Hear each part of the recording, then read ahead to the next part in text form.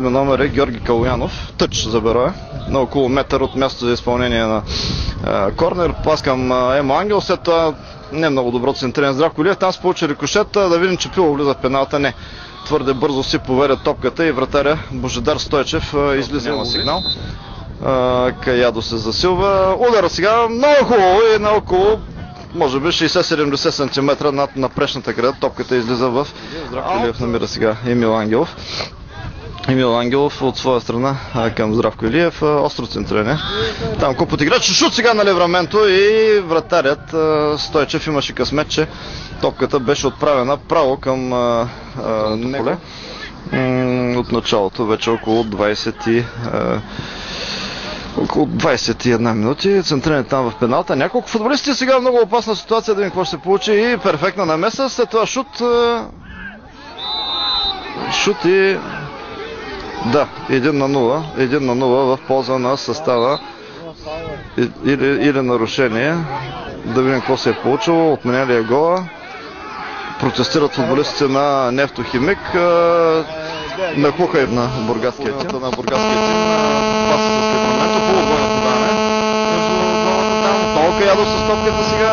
Надясно към Чепилов. Чепилов може би ще центрира много неточно.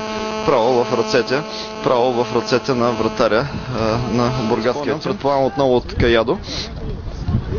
Или пък от Левраменто. Не знам, двамата се разбират в момента кой да изпълни. Предполагам, че Каядо. Но вятър е много силен. Между другото виждам доста сериозни полицейски подкрепления, които се появиха тук на стадиона.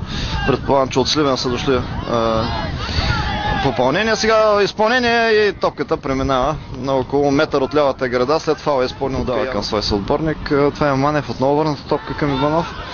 След това подаване там към наказателно. Отпрем много хубаво сега. Добра ситуация беше. Любомир Божинов с глава стреля над напречната града на вратаря и топката е отнета. Така че отново бургаският тим владя. След това те грешат много бързо. Велев към Левраменто. Левраменто за мен е най-добрия до момента. Сега хубаво центриране там купот играчи, да видим дали е пропуск на Каядо. Каядо не успя по никакъв начин да... Колев е изключително бърз и повратлив, както и футболиста с номер 10, който в момента проби елиминира Софрониев. Опасно подаване там, да видим сега дали се получи паса. И невероятен пропуск на футболиста с номер 7. Много се хлъзгат футболисти на двата отбора. Дали няма нарушение? Не, условия за бърза контратака сега на бургаския тим. Да видим какво ще се получи, дали няма някоя неприятна контра пред вратата на Берое. Владеят там топ. Силен шут сега и отново Акалски.